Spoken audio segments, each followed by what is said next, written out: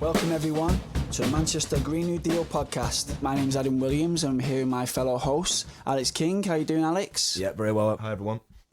Good to hear from you, mate. And we're here with Andrew. Good afternoon. Yes, Andrew is our smooth technical guy. He's the editor, so if it sounds good, it's on him, and if it sounds bad, it's on him. And also we're here with our first ever guest. Now we're hoping for many guests, but hopefully this is a landmark. We're here with Angela Brown. Now Angela not only is a good friend of mine, but is someone who I think is going to be really important to sort of contextualise the last election, you know, the Labour leadership, the Green New Deal. She is a little bit of a Green New Deal cult hero, and also there's something she will disagree with, but I'll try and convince her otherwise. How are you, Ange? Hi Adam, you alright? Yeah, great to hear from you. So Ange, we will be interviewing you later on, but at first, guys, I just want to sort of see how everybody's doing, see if there's anything in the news recently that you might have heard about, anything of interest that people might want to know. Alex, is anything on your mind, mate? The big one is the Court of Appeal ruling the expansion of Heathrow is illegal. That seems to be a massive win for the movement. Let's talk about Heathrow. So it was obviously in the media, and you know you got to take your victories where you can, and it is a boost, and it is amazing. It was one thing that I always said. I said Heathrow. In fact, me and Ange, for the listeners who don't know, we're from the same CLP. And can you remember when I had that argument with our MP? Because she voted for the third runway. Yeah. And so, you know, it's something I had a stand-up argument with our MP. You know, I've got associates in XR, and, you know, one of my things, if I said, if we ever let that get built, we've failed. Yeah. You know, it's one of those targets that it cannot come to fruition. And yes, it was a victory. And yes, the people behind that court case, unbelievable heroes. But the more I look into it, it was a technical victory. So the ruling was, it wasn't sort of some sort of moral ruling. It wasn't a ruling that said because of the Paris Accords. Yeah. Basically, it's a technical ruling that the government did not show that they took their own precautions based on the climate accords, into effect when they made the decision to expand. So it's a technical ruling, whereas I'm not saying this will happen, I hope to God it doesn't happen, but in theory what could happen is they could go back and say, yes, we didn't take the Paris Accords into consideration from our own policies, but they could just do a rehash. Yeah. They could do a rehash, and they could come up with some greenwashed carbon neutral sort of a thing where they incorporate it in the Paris Accords. Rehash it, send it back out, and it could be appealed in that way. So. But the government said they weren't going to. Someone told me that. Yeah, you know what? That's great. If I haven't, have you seen that? That's what I've read, but I don't know if that necessarily doesn't mean that they might create a new case, sure, rehash it in some way. Sure. And that's what the unions are pushing for. The unions are pushing for them to redo the bid, taking into consideration greenwashing, basically. And it was very disappointing to read that. And this is Unite and I think it's Unite and GMB. And I will put a call out to all Unite members and GMB members to push their unions, that this is not something that we want, that they're formatting it on the basis of protecting jobs, but it's not protecting. Expanding Heathrow is not going to protect current jobs. They're trying to protect future prospective jobs, of people who aren't members of their unions yet. And it's not going to protect northern jobs. No, exactly. Because an expansion of Heathrow will actually take away investment from the north. So northern union activists need to speak out.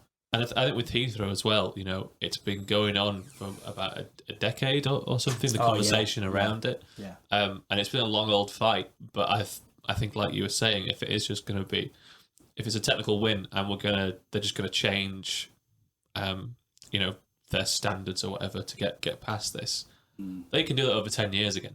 You know, it can be a case of a war of attrition, and we'll end up having the same conversation about a court ruling as opposed to going, the government is stopping, you know, Heathrow Runway 3. Yeah. And it is a conflict in the Labour Party as well, you know.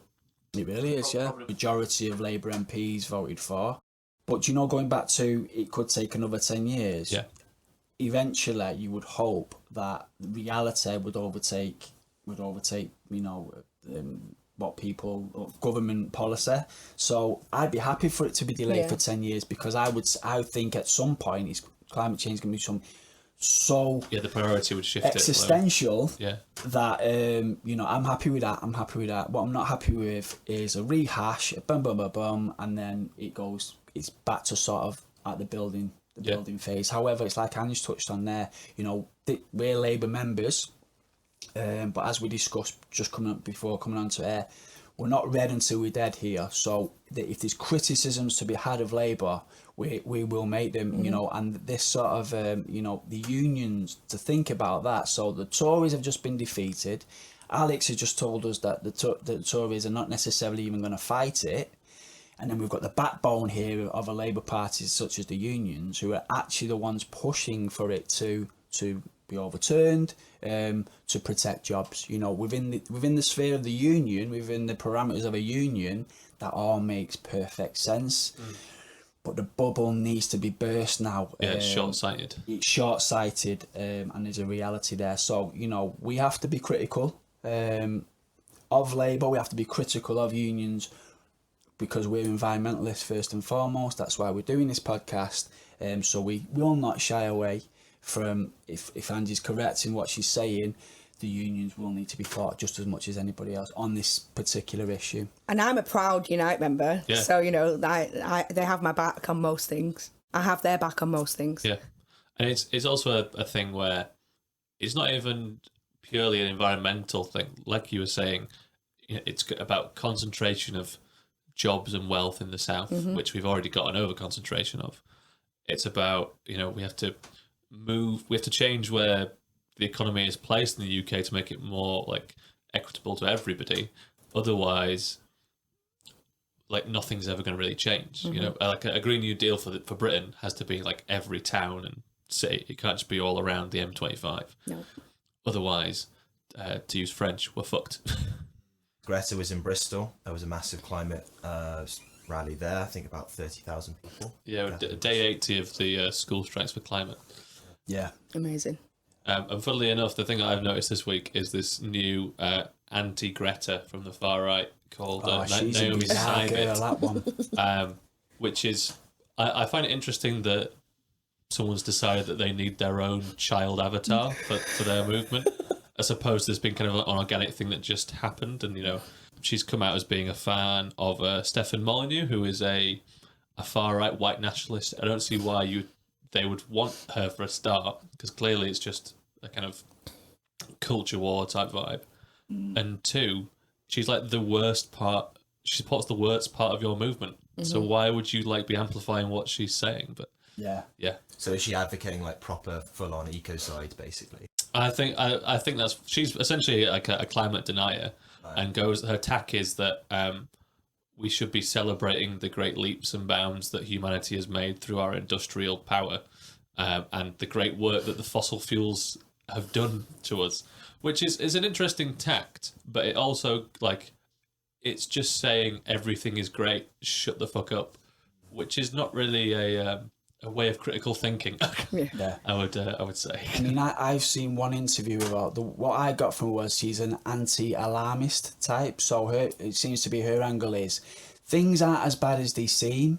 You know, she said that she was actually part of the green movement as a youngster, and she feels like that young people are being overly influenced and manipulated to be quite alarmist. But the thing is, she hasn't got much behind it, so she's on this sort of like now this media trip, where it's kind of like, oh, I'm getting interviews, so now I've got to say a bit more, and it feels like she was making it up on the spot. And I saw one, it was like an American, I think it was Fox News. God. I mean, obviously that's it's Fox News, so obviously they're going to have but you know, it was almost like, well, I'm going to be this, and then actually that seems to work out, so I'm going to do a little bit more, and before you know it, on Fox News, and then it becomes like a brand, doesn't it?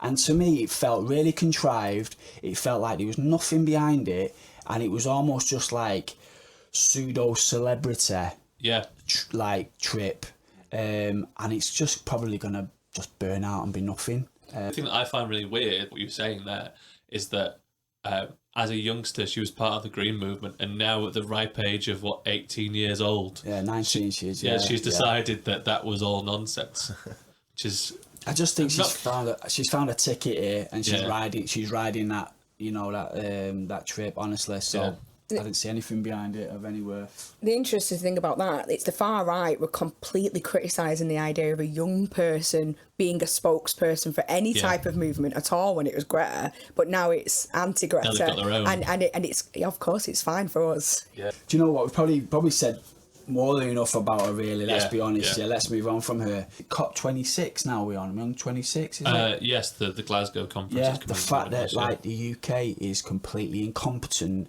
and they're turning around and saying we are not ready for this, and it's just a national embarrassment. Yeah, and like the world's just basically saying that we are just not ready to have this sort of conference is just embarrassing. Well, on top of that as well, the storms that we would get once a year in February. We've had 3 in the space of 3 weeks. You know, Dennis, I can't remember the other two, George, and then there's another one as well. And like, where has Boris Johnson been?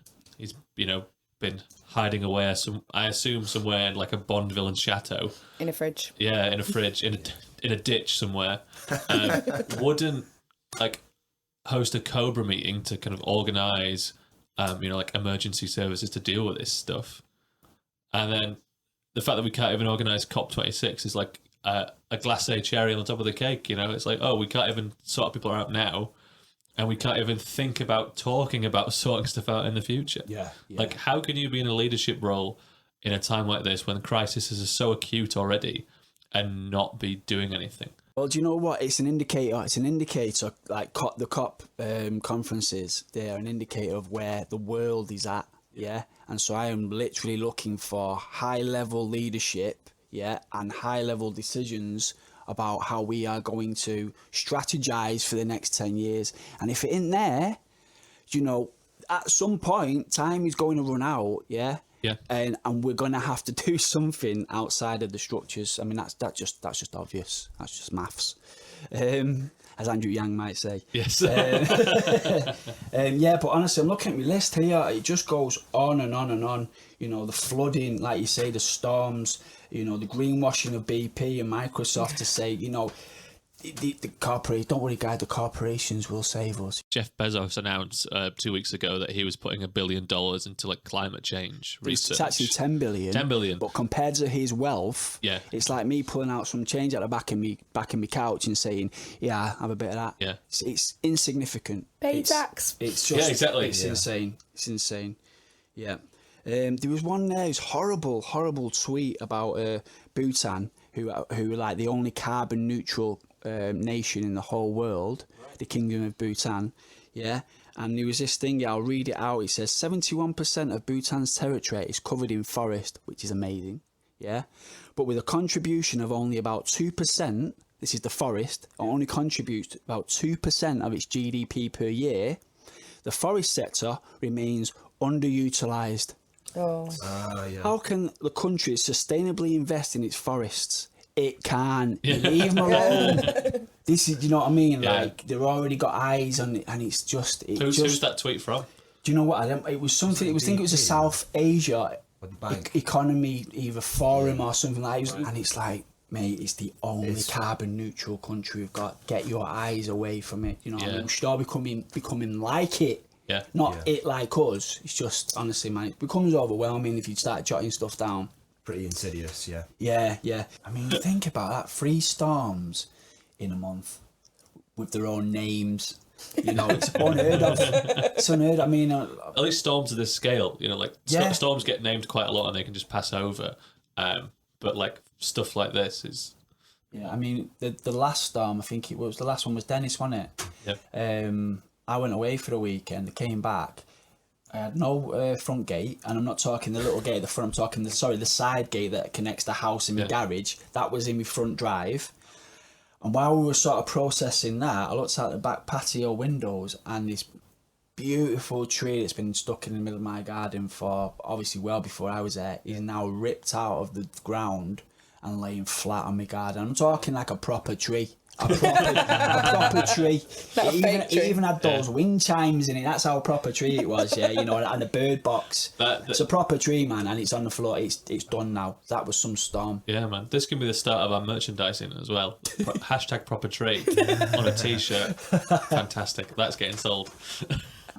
I didn't actually write a lot of detail like this, so I can't remember if it was the Alps, I don't know if it was Italy or France or whatever, but it's a ski resort now, right, where the owners have admitted that the reason there is no snow on their ski resort is probably because of climate change, right? But they are now flying in snow. Oh my God. Dropping it off with helicopters to continue the skiing and the profit making. And even though they've admitted that, you know, there's a problem. We're fucked, aren't we? Oh my God. This is, and you know what? I want us to try and think for the next podcast as well, the most ridiculous thing you've heard, because I thought I have to bring that up. Yeah. This is the world we live in, guys. Yeah, these people are locking up. Just, you know, yeah, it's criminal. That is ecocide. That's an admittance that the world is dying, but the profit motive outweighs. I have so many questions about that as well. Like, firstly, who do you buy snow off? Another mountain. Take it from another mountain. Oh, right. Still got a lower mountain or whatever. So, just flying it from there to they're just nicking snow from just another mountain. Snow about, yeah. Because like I know there's a big problem in the Caribbean of like hotels and resorts stealing beaches from smaller islands because they don't have the infrastructure in, you know, like to stop subsidence of their beaches. So they just steal sand. Oh my God. From somewhere else and dump it there. It's also due to construction. So, like, you might think about, there's loads of sand in the world. You know, you've got the Sahara Desert, the Gobi Desert. It's not fine enough grade, or maybe it's too fine, to use in construction. So they go and steal sand from beaches to help make concrete, which is insane at the fact that they're stealing it. Like, I'm surprised no one's selling it as like hey guys, got loads of sand over here on these beaches. And that's the kind of lengths we're going to. Like, where's the innovation to go, oh shit, we've run out of sand. We need to find a way to build something without sand. That's what the market's meant to be doing, isn't it? Surely that if you've run out of that's what demand's meant to do. It's meant to innovate a market so you build something else. And we're just snicking fucking sand. Oh, that's ridiculous. I think it points to quite. I think it was Naomi Klein who pointed this out, that the modus operandi of the right now when it comes to the climate isn't to deny that it's happening, but because they know it's happening, right? Like Trump, I think she cites something along the lines of Trump has like built flood defenses around some of his golf courses. Like he personally is affected by climate change. He knows it's a reality, but when it comes to actually governing, they are basically just lying then and saying it's not a problem. And it's sort of, I think that the same sort of thing's going on in that case, right? Like they're aware that climate change is having an effect on their business, but in spite of that, they're just going to carry on as business as usual. Like, and it's really pernicious. It's really selfish, and yeah, I don't really know how you. Well, in many ways, I can be sympathetic on one level, right? When you're trapped in a system, if you've not got the intellect or the nous to look outside of the system, it's like that old saying, isn't it? It's easier to, It's easier to imagine the end of the world than the end of capitalism. So it's like a saying, yeah? So, you know, you've got a guy here, okay, he might be a multi-millionaire, but he's just a guy. This is how he's made his money, through resorts, through ski resorts. You know, if he does not know how to make money outside of this system, and if this nation that he's in, whether it's France, Italy, or whatever, is not restructuring in a way where even, you know, on one side of it, you've got broken down working class towns, yeah?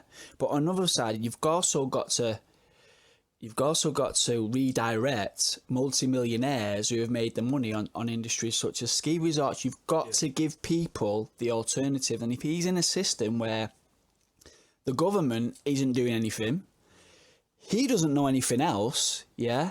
And all his success, all his happiness, all his profits have been this. It could be a family business. It might be, you know, it's almost like, I understand from objectively, it seems like insane. And you know, But also, what is he supposed to do? He's supposed to be the only moral man in the room and say, I'm going to now shut down all my businesses. What's his alternative, even for guys like that? And I suppose that highlights, probably emphasizes even more the importance, therefore, of, the direction has to come from the public sector or the public sphere. It has to come from government. If people are trapped in that kind of system and they have to be offered alternatives, it's only really those alternatives are only going to really be offered by like a pro-Green New Deal government, basically, in whatever form that will take.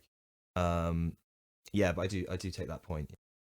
And it's like what you were just saying, it's a system problem. Kind of going back to the snow thing, as I have an equally kind of crazy story that I heard a while ago on an episode of Planet Money, which is an NPR podcast in the States.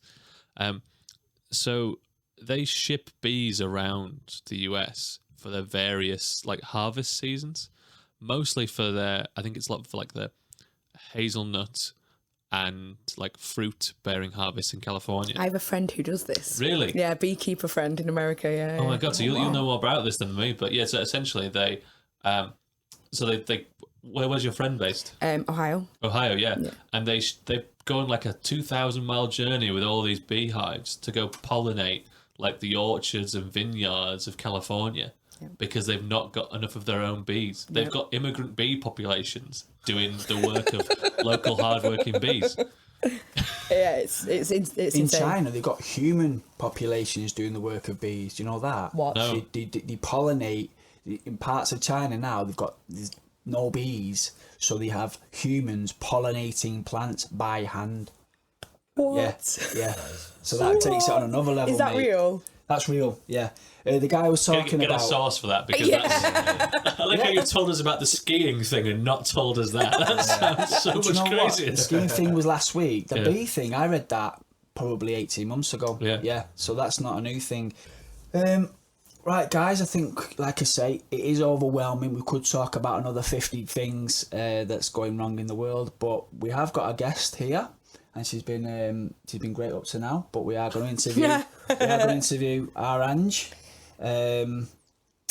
So Ange, the reason we thought you would be perfect for our very first guest, which is a landmark, by the way. So is because Ange is somebody that I know personally, like I keep saying, as far as canvassing, as far as being passionate about social justice, about being passionate about local issues. Honestly, she's second to none.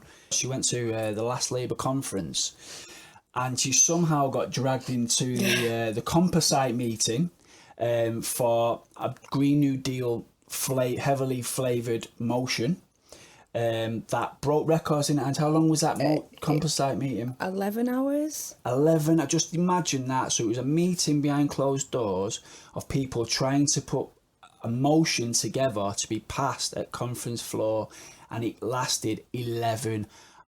Just for context, how long do meetings tend to last? A few. A couple of hours. 2. Yeah, a few. I think the previous longest one before that was the Brexit one the year before, and that was 7 or 8 or something. And that was the previous record. Yeah, and I think what that shows is it shows that even though Labour's last manifesto was heavily influenced by environmental issues, it shows you just how much Labour activists have to fight tooth and nail to get these things done. We're all part of Labour predominantly because they're now becoming such an environmental powerhouse, but those gains have been made by people like Angela doing 11-hour composite meetings. So we'll go into that a bit more, but I just obviously want to give a context. So Ange went through this process. She was then chosen to pass the motion. So you need 2 speakers for conference floor. Mm-hmm. She was chosen as a second speaker, and this may be some sort of British record, but Ange has never done public speaking before in her life. Yeah, so her first ever speech.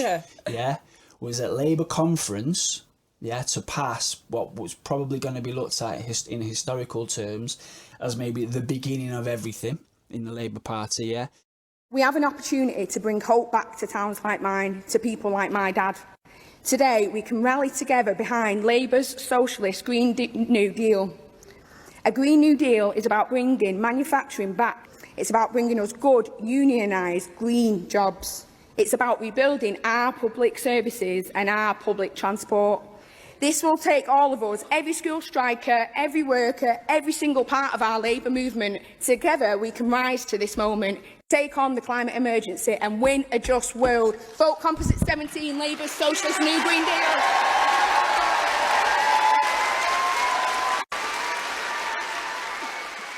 I mean, I spoke to her the night before, and she was bricking it. Yeah. They asked me twice before I finally agreed. Yeah, she was bricking it, believe me. So who asked you then? Like, maybe it's worthwhile us talking about how this process works, because like I've not been to conference, so I don't really know how this. So a motion at conference is essentially a series of proposals, isn't it, of what Labour should do? Yeah. So what happens is all the different constituency parties submit motions for conference, and any that are similar, you get to submit one or two, and any that are similar get bunged together into like an area. Right. So this one was the environment, and then two people from each constituency that have submitted a similar motion all sit in a room together, and using only the words in all the motions that are submitted. So they've got all the words in all of those motions, using only those words, even like and stuff. You then have to put together a motion that you agree on together, and it generally has to be a consensus. So it's not a majority or a vote, it's a consensus. So if you've got one person in that room that's disagreeing with one word, you cannot move forward. Oh, God. It is, yeah. I suppose it's about like democratic accountability as well, then, yes. You know, because these words were settled on by all these different constituency Labour parties. So how many submitted similar stuff? Over 100. Oh my God. It was huge. It was, so this, yeah, over 100. I think, top of my head, I want to say 115, but it might have even been a lot more. So there's 300 people in this meeting? There wasn't, no. So there could have been, but not every constituency sent a person into the room. I think some people, maybe they just realised that other people might have been better off. It would have been better if more people in the room, because we could have maybe drowned out some of them, some of the other voices. But it might still be going on today. Yeah, I mean, it did. So I think it started off with, I'd say, about 100 people in the room. It did fade off as time went on. I mean, I think Extinction Rebellion, or was it Labour Green New Deal? Somebody sent us pizzas, nice. Which was great. We had pizzas laid out on the floor. Are you allowed to go for a break and come back, or is it the meeting has to be one session? It ended up being over 2 nights in the end, because it got to like the 7th. Bearing in mind, this is after conference, so your conference finishes at 6 o'clock, right. And then the compositing meetings start at 7. Right. So when we were getting into 2-3 o'clock in the morning, it was called to a halt, and we did it again the next night after conference. So it was hard. So it's a 3-day process then of getting this onto the conference floor properly. Then. It was, yeah. Normally it isn't, but yeah, it was. So people did start dwindling out a little bit. But what happens is the unions, I think what they do is they make sure they submit a policy, a motion based on each different area. Yeah. So the different unions, so that they've got someone in the room.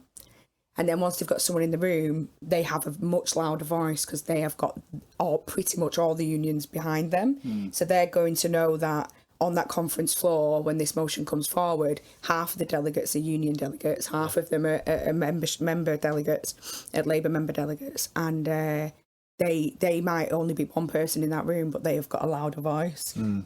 So how many unions were there in this? It was GMB.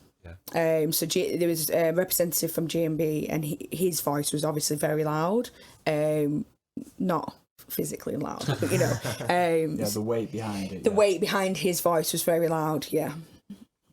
And is that someone just from a CLP who's part of GMB? He or might is it not. like a rep from GMB? Yeah, so he's a GMB delegate. Right. Okay. Yeah. It's interesting, this whole thing, because there's so much going into like the party dynamics and how the whole thing works. Yes. And there's been a lot of hoo-ha recently about like open selections and who's for it, and you know how the party organises itself.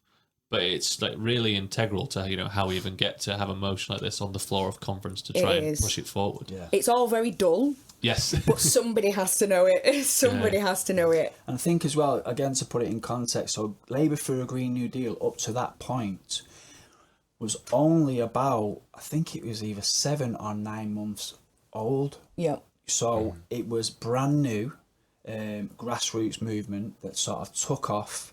It goes back to this idea that, you know, it was an idea whose time had come. Yeah. So, but in those 7 to 9 months, it fundamentally changed conference. So a massive part of conference was these environmental policies. And so, Ange, the big question obviously is, why did it take 11 hours? Okay. You know, what were the issues? Who was up against what? Yep. Yeah. And what was the, I mean, I know it's so technical, these motions. What was it on the motion? What the technical part of the motion was holding it up? Okay. So bearing in mind, in this room, we had some of the Labour for Green New Deal people, so they made sure that they were delegated from their CLPs, and they were in the room and they were trying to organise. So we'd set up, it was very organised. In fact, we had WhatsApp groups, we'd had webinars before conference for all delegates from CLPs that were submitting environmental motions. So they were trying to organise before even conference. And it was sort of like our plan of action to make sure that we got what were our key points in the motions, what we definitely need to be in there, what were we willing to negotiate on, compromise on, blah, blah. And what were the key points to be in there? 2030 date. So just elaborate on that. 2030 date meaning what? So, well, I think we went in there with a carbon zero 2030 by 2030.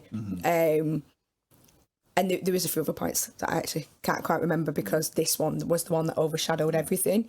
So we first started off. So we start off with Rebecca Long-Bailey was in there as the relevant shadow cabinet member with a couple of her team, and they had basically put together a draft motion based on the majority of what came in, because most of the motions were the Green New Deal motion. So it was basically the Green New Deal motion with a few extra bits in there. I think there was 120 CLPs had sent the Green New Deal motion in. Maybe that's where my number's coming from. From an industrial party, like I say, the history of the Labour Party is industry and coal, within a 7 to 9 month period, for 120 CLPs to put forward the Green New Deal motion, unheard of. It was amazing. Revolutionary.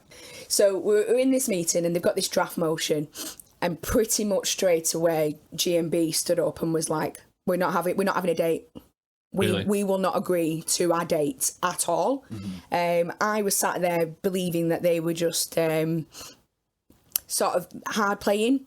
Because they wanted us to maybe move the date. Because in my mind, I couldn't believe. Obviously, we're going to have our date. The Tories have got 2050. Lib Dems, I think, were saying 2045. So of course we're going to have our date. So I was like, oh no, they're just playing hardball. Like I felt like I was a solicitor or something, you know. But I was wrong, and the Labour for Green New Deal people were saying no, they don't want our date at all, and I'm like, no, of course not. In fact, I think Lib Dems was 2040 actually. Yeah, 2040. Yeah. So that was the main stick. They were literally like, we are not having a date. And did they provide a reason for that? Their members don't want it, is what they said. So the members don't want it. Understandable, they're there to represent their members. And is that because they thought it'd be too drastic for their sectors in such a short period of time? I think people are still wounded by what happened with the coal mines, and there was no just transition. And I think people are very sceptical that a government will just transition, because we've never, we've not seen it. It's never happened. Yeah, exactly. It's never happened. So I understand. I do understand. So that was the main sticking point. So what we decided to do is start working on the other points.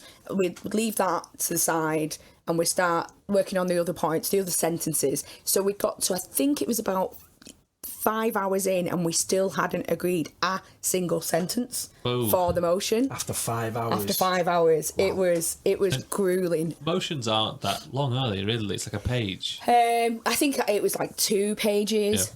Because don't forget, you got... some people had submitted, one CLP had submitted a motion that was specifically around a sort of energy production that I'd never heard of before, and it's like I'd never heard of it before. So their motion was about that specifically. So there was a bit of that in there, you know what I mean? But so when we went on to the rest of the motion, we had issues with, so there was a CLP that had submitted a motion that wanted us to reject nuclear energy completely, and that to be in the motion, that we reject nuclear energy, and obviously the unions weren't going to support that. No. Not in a million years. That was a sticking point. It was like this one CLP was saying, we are not going to support any motion that mentions nuclear, because our motion was to mention removing nuclear. So we agreed to just not include the word nuclear at all.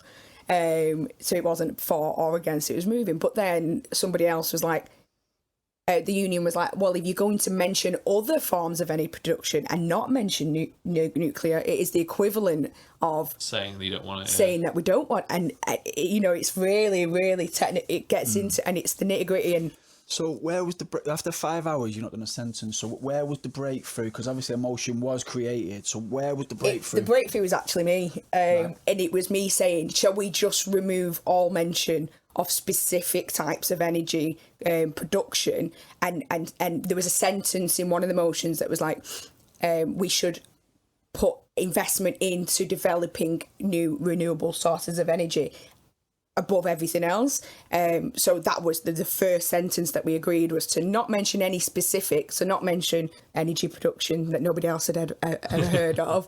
And obviously people were uncomfortable with agreeing to something that they didn't know about as well. So the first breakthrough of the sentence was me just standing up in complete frustration and going, that sentence there, we can use that, and we don't have to mention any particular types of energy production, but renewable.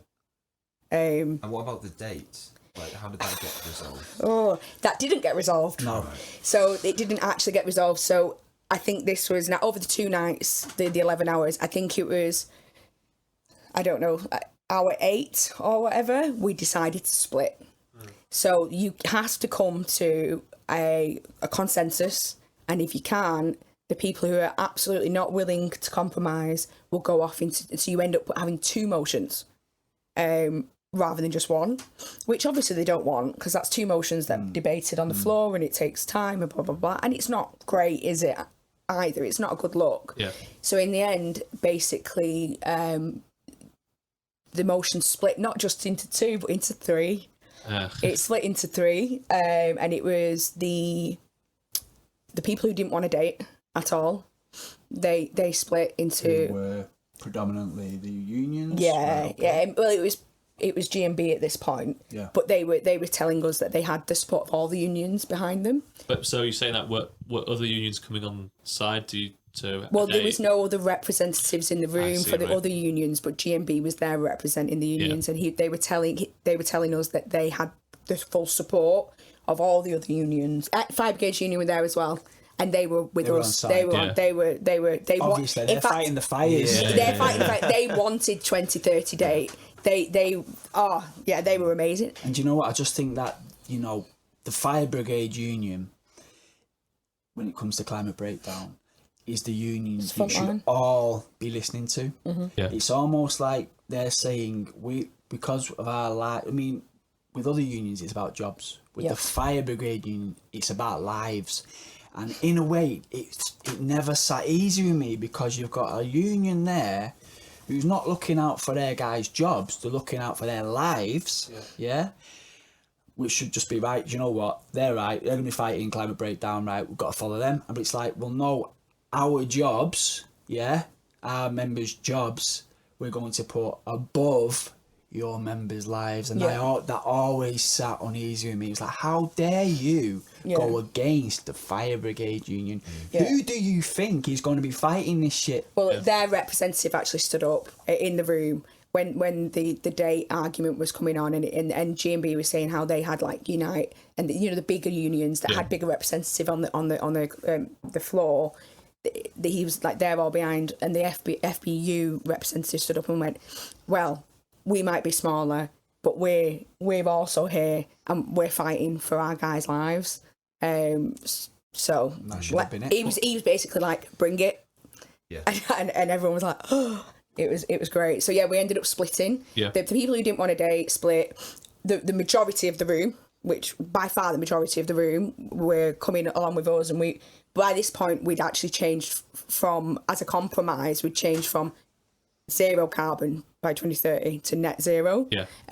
Which is a big difference as well. It is a big difference. And then there was a group of a very small, like 1 or 2 CLPs who went off because they wanted to stick with their original motion that they submitted, purely word for word. But I don't understand the point of that. Like, if you've not got the numbers in the room at all, like why piss people off? Yeah, unless you think your like CLP who's going to represent this on the floor in conference is the most charismatic person you've ever met in the world. Yeah. You've got no chance. Yeah. Exactly. And I think in the end it didn't even come to the floor. Yeah. Then it went much quicker once it was just us. Yeah. There was a few little nitty gritty things, but because it was like there was still one person there who didn't want this one word in there, and it got very. Well, I'll tell you what happened next. Ange then steps out in a conference for her very first ever public speech. Right, yeah. How many people was at conference? There's 4,000 or 5,000 people in the room, and it was live on telly. 4,000 or 5,000 people in the room. Yeah. Yeah.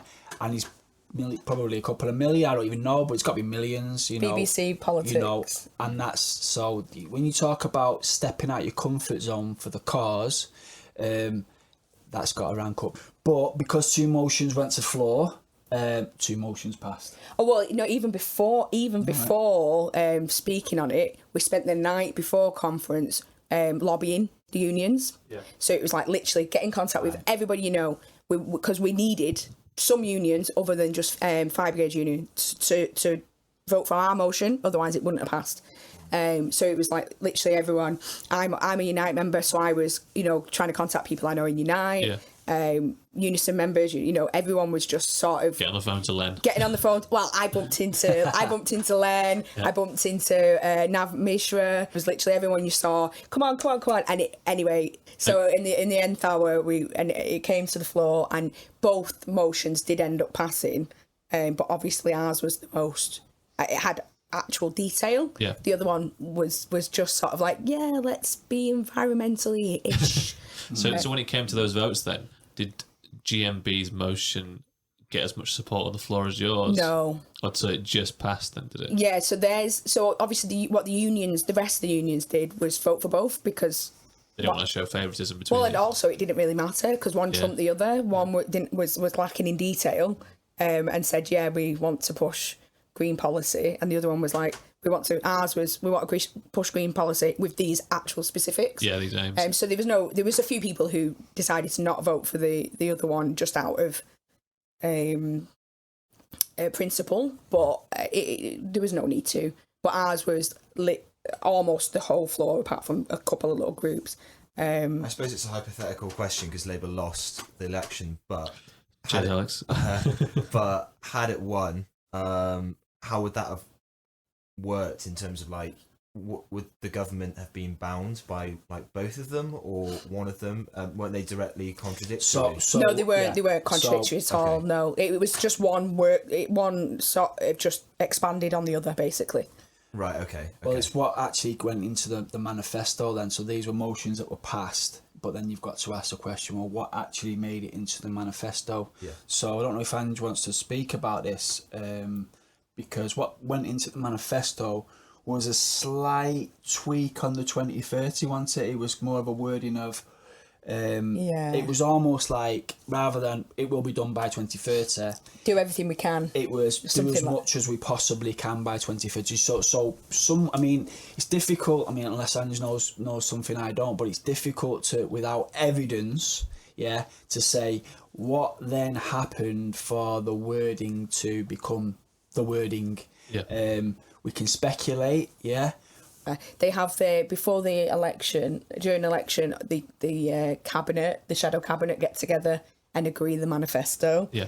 Based on motions and stuff that have come through. So they've chosen that, and there was a lot of grumblings about that terminology, but I feel that was an appeasement of certain areas. Honestly, I was okay with it. It was basically said that we were going to try and do as much as we possibly can up to 2030. And they had the detail plans Yeah, to back yeah, that up. Yeah. And I think if anybody knows the actual scale Yeah. of what that means, the idea that they're going to do predominantly most of it by 2030, again, going back to It's radical. what needs to happen. Yeah.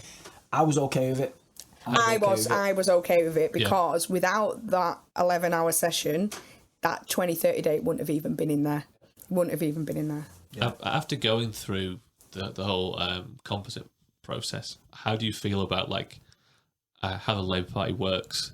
Do you think it like the process you went through is like good and like democratic and efficient, or is it like, I suppose the question is like, would you change anything about the process? Well, I'm totally nerdy and I loved it. I thought it was great. I properly loved it, but I like that sort of thing. I can't see how it could be more democratic, apart from if they literally took verbatim, word for word, that motion and put it into a manifesto. Because, I can't see the way it become more democratic. Democracy is kind of bureaucratic. I can't say the word. Bureaucratic. It is. I'm sure the Conservative Party they just get 3 people in a room and decide a policy. They have 5 policies, so it takes one guy in the back of the back packet, doesn't it? Yeah, exactly. One thing I thought might have been better, the reps for the unions. Where was the evidence that the members of the union? We asked that question. That I can. But then again, obviously, unions are massive. They've got millions of people. But for somebody to step into a room and say, "I represent such a union. I am the voice of my members." Something so fundamental and important that where's the transparency? Anyway, I think it's the classic problem of like presuming. Of representative democracy at its heart.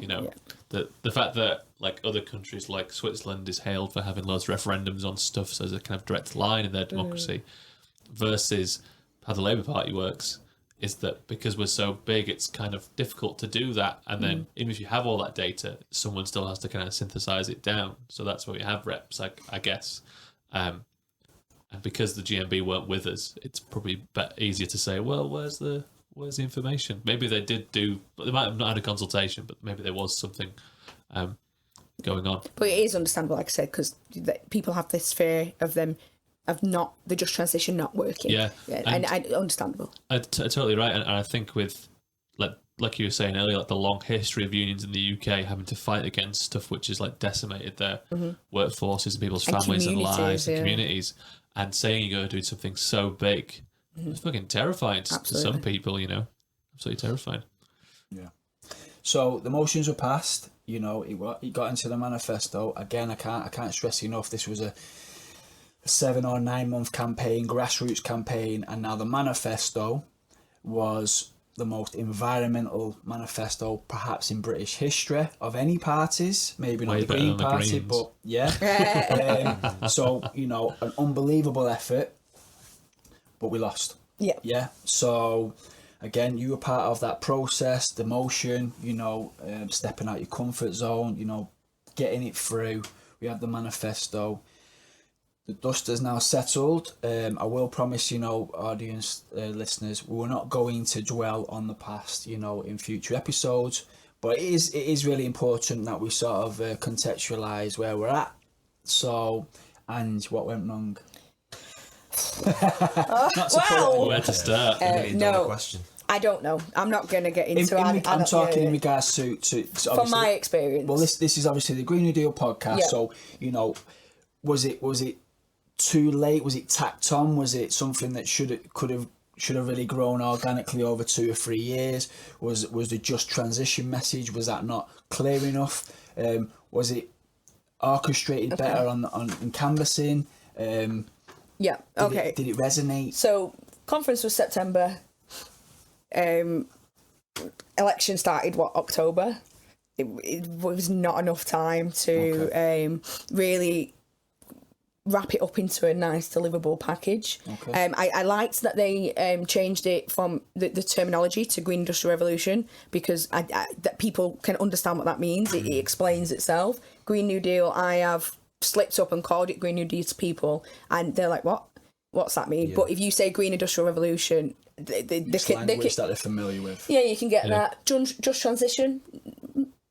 People don't know what that means. That doesn't mean anything. Climate justice. Yeah, climate justice. Definitely as a movement, our terminology is terrible. We use words that are just they're meaningless words. And we're all nerds, like you were saying. Yeah, we're all nerds, and that's something. It's seriously we've got to consider the way we present the messages, and we start talking about even things like when we talk about the working class. People don't see themselves as working class anymore. It's not a thing. We need to really get our wording correct. But so I don't think we had enough time to really explain to our activists and MPs the scale of Green New Deal and what it actually means. Yeah. So, we're used to, as a society, environment being this separate department in your workplace, one or two people, who think about environment issues. It's this little side thing that you've just got. What Green New Deal is embedding climate, environment issues into everything, absolutely everything, and we didn't get that across. Mm-hmm. Every person who I spoke to, every door I knocked on, would tell you that the environment was a key issue for them. Pretty much 99% of people I spoke to, if you might have had to mention it first, it might not have been, they would have talked to you about the potholes and the dog poo first. But if you mentioned it to them, it's definitely an issue but then how do we get our activists in a place where they know how to explain what the Green New Deal is and what it means to people, tangibly what it means? Yeah. I think the Labour leadership, I'm not saying they lost confidence in the messaging, but it quite clearly became an NHS election. Yeah. And you know what? As someone who cares about the environment, that's my number one priority. Even I, canvassing, had got sucked into the whole. So I was predominantly talking about the NHS on the doorstep. And when I was losing sort of any sort of like, not the argument, but when I could see that wasn't really like a thing or wasn't penetrating, I always then went on to environmental issues, which you can never say if you change anyone's mind or not, but the most engaging conversations I had on the doorstep was when I changed tact and went talking to the environment. So, it was a fundamental error on my part, that I was talking about the NHS when that's not my knowledge base. But I do feel it became an NHS election, and in many ways, I don't know what the reasons for that was, but the initial boost of the Green Industrial Revolution kind of became the NHS, and became about housing, and became about traditional labour causes. I don't know if that was a lack of confidence, or do you know what? It could have been a skills gap. I mean, Labour is not an environmental party historically. The vast majority of Labour MPs, they might care about the environment. They might think the Green Industrial Revolution, the Green Deal are good policies, but they can't talk about them. Absolutely, because they weren't elected on them. It's not been their tradition, so it could just have been a genuine knowledge gap and skills gap. I believe that wholeheartedly. Yeah. Which we need to now change. Mm-hmm. We need to now educate and promote, for the next so many years. And embed as well. Embed, absolutely. And I think if you look at green politics in the UK as a whole, we've never had more than possibly 2 Green MPs in the country. Yep. The Greens do better in European elections and maybe they do better in council stuff, but it's still vastly split between Labour, the Tories, and the Lib Dems when they get their act together somewhere. And I think you're both totally right. It's about us kind of taking on their mantle of like, we've got to do this, but it can't just be about the environment. It's got to be, and as you say, there's got to be a better word for it than just saying just transition, because it doesn't mean anything to anybody. It's like we have to kind of start at like a base level and kind of go, okay, what actually is the environment in the sense of how it affects your life? So like your job, working somewhere in an office or whatever, your environment may be 4 concrete walls and some glass, But how is your work affecting like how the planet's going to survive, and getting that on like a fundamental understanding while giving them hope about how we can fix it. Mm-hmm. I think like from what we've kind of said is like the way we can kind of push forward into this. And with the election, I think you were both totally right that people didn't really, they cared about it loads, but they didn't, I don't think they kind of believed us because it sounded fucking huge along with everything else we were doing. So we pivoted to like an NHS election, which was different than 2017. 2017 like had loads of NHS stuff in it as well, but I didn't feel like that was what the election was about. Well, people already know that Labour are the party of the NHS. They didn't need to be reminded. Yes, totally. Yeah, no, so in hindsight, it was probably a bit too soon. Yeah, the messaging was a bit too rushed. But the fundamental fact was it was an election that was sort of brought upon us, and I think we did the best we possibly could. Yeah. So I don't think we need to beat ourselves up too much. It was the right message at the right time, but it's a message that's so complex and will affect so many people's lives. It will restructure. Basically, it's the restructuring of society that we had to come up with a framework for. Yeah. In a couple of weeks. 30 seconds on a doorstep. Yeah. I would disagree with the messaging because we lost. Yeah, of course. If the messaging was right, we would have done better. Yeah, fair enough. Yeah, I totally agree with that. But you know what? The content. The concept is on point, and you know what? We're up against reality here. It's not ideological in the sense that it's just a battle of ideas. There is a reality behind this now, which is going to become more and more prevalent in people's lives. Like you say, we just had 3 floods, for God's sake, in 3 weeks. 3 storms in 3 weeks. This is the reality now of all our lives. Australia, I mean, come on, man. Australia's going to be abandoned in 10 years at this rate. People are going to stop going there and migrating. Most people are first generation. They're going to go back to where they came from. There's going to be no insurance. There's going to be no building insurance. It's cost them 10 billion Aussie dollars to clean up this mess. The economy will shrink because there'll be nobody there. We're looking at, this is the reality of our lives right now. And we have got 5 years, to make sure that the framing, everything, the dream, we've got to sell a dream here. We've got to paint a picture that people are going to say, I love that. I absolutely love that. We've got to do hope, not despair, which is going to be very, very hard to do. But I do believe we build from now. And in many ways, as much as I wanted Labour to win the last election, obviously, was it even too much for the Labour Party? Too soon for the Labour Party? Well, here's a question that I have for you, actually. How has climate breakdown and, environmental politics changed how you think about the Labour Party? Has it changed the way I think about the Labour Party? Yeah, like how, as in like the with climate change becoming ever a bigger and bigger problem. Like you said earlier that that you're not like red till you die. Mm-hmm. So, do you think that the Labour Party is adapting quickly enough to deal with this, or do you think it's going to be kind of trapped in this tradition of being for industry? No, I don't think it'll be. I think the change that I've seen in the very short. I've only been active in the party since since the 2017 election. Yep. So the change I've seen in just that short few years is quite tremendous, to be honest.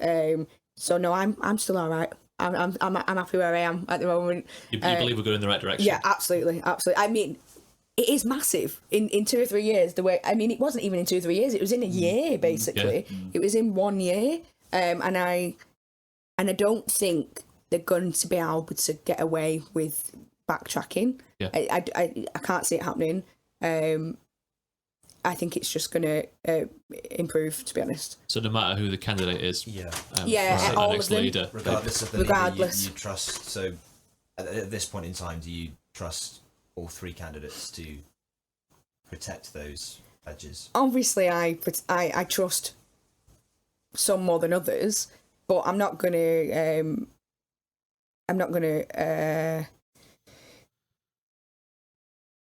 put the cart before the horse. I'm not going to put the cart before the horse and discourage them by being negative, because I don't think the membership will allow them to move from it. It is such. I mean, they've just done a polling, haven't they, on members on what policies that they liked and which ones they think they should keep in the manifesto going forward.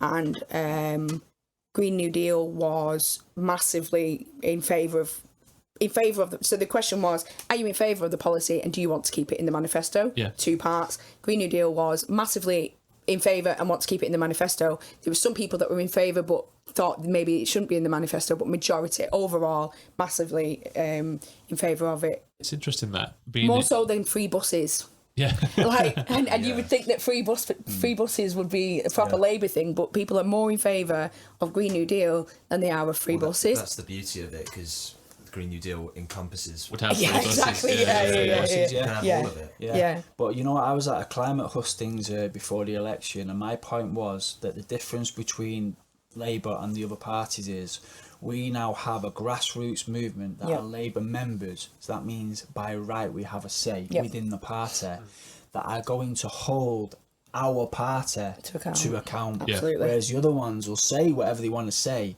but who's actually holding them to account? So it's a little bit like, obviously Bernie Sanders now, if he becomes the president, right now he's got on his list the Green New Deal and Medicare for all are the 2 major parts of his campaign. And if he does win, the reality is the next day after Bernie presidency, it doesn't mean the Green New Deal just happens. They've got the Congress, they've got the Senate, we've got Parliament, we've got MPs that have to vote on these things. So in many ways, all I'm looking for with the leader of the Labour Party, whoever it's going to be, is that they're going to back the Green New Deal. That's my number 1 priority. However, if they stray from it, it'll be up to grassroots activists in Green New Deal to make sure that they come back, because politics is a dirty business. 1 minute, it's multi-layered, it's multifaceted, but we are the ones that have to keep holding them to account. And I think that's the power of Labour for a Green New Deal, is that whoever the leader is, we're the members, right? And if we can prove, which we have proven, that there is appetite and there is passion to make these policies part of Labour, then as Labour members, that is what we are going to get. Yeah. And what we don't want to do is alienate them before they've made the on a presumption that they're not going to support the Green New Deal. You don't want to alienate them so that they have less incentive if it's not naturally something that they would. It's a whole education process, like you were saying. We've got to get a lot of MPs on side to push for it. We might not be out of power. We're out of power right now, but 5 years' time, the time for it's going to be even shorter. It's going to have to be even more radical change. So we've got to use these next 5 years to really hammer it into those people who are in our positions of power to say, here's what needs to happen. And like I just hinted at before, I don't know if we'll never know, but I don't know if Labour were ready for the Green New Deal. It would have been great to see, and it'd be better than what we've got. But if we're going to end this on a bit of hope, I think the conclusion we've come up with, in 5 years' time, the messaging is going to be there, the framework is going to be there. We're going to have more activists, that are more engaged. The policies are going to be more in depth, and so in 5 years' time, it's going to feel more natural. It's going to feel like a natural transition rather than an emergency transition. Now, obviously, it is an emergency, but when it's done, it's better that it's done right than wrong. And that's that is a bonus for 5 years. We've got 5 years to flesh out policy properly. And the details and how it actually affects people, and also get our activists into the unions as well. And the unions are looking out for their members, so they will listen. They will listen. We just have to explain how the climate emergency is affecting their members. Not just about with their jobs. That's it. Thank you so much, Ange, for joining us. No, it's been I fun. appreciate that. So, like I say, you've shown us what it's like to get things done in Labour, and we can be under no illusions how hard we have to fight and how hard it is to get even a sentence written apparently. In emotion. Please get in touch with us if you've if you think you'd like to come on the show. If you think you're qualified enough or you've got a message, we're open to anyone coming on the show. You don't have to be a Labour member or in the Labour Party. You can contact us on Facebook, which is just Manchester Labour for a Green New Deal. On Twitter at MCRLABGND. You can certainly leave a message on YouTube, which just look up Manchester Green New Deal. Or finally, for any questions, again, if you're more of an email person, it's just mcr.gnd.podcast@gmail.com. So next time, guys, we've got another brilliant guest. Somebody I know personally again, but we have all canvassed for her. She was a representative for Bury South. She was put forward to be the prospective Labour MP at the last election. Lucy Burke, who people may know. Really excited to interview Lucy. People don't realise that she's actually a professor of, she taught me 15 years ago in a Master's for Critical Theory. She's by far the smartest person in the room when she enters whatever room. And honestly, the levels that we could go through in that interview could be fantastic. So yeah, please join us for that one. Yeah, so thank you guys for joining us. Anyone out there that's fighting this fight, we love you, we appreciate you. Get involved, get in contact, and let's do this. #proper trees. Proper trees. Cheers, everyone. Take care. Bye. We're going to be asked, is this an agenda that destroys certain industries? No, this is an agenda that creates new industries. This is an agenda that creates new, highly skilled jobs and opportunities, security for our communities. They'll say that this is impossible. They will say that we are setting an impossible agenda. Well, we're told throughout history that what our people say is impossible.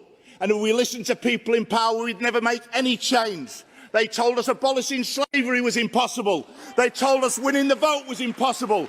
They told us creating a national health service was impossible. But we did it. That's the scale of what we face today, comrades. We will only make change. We will only make change when we think together, independently, organise and fight back together. I move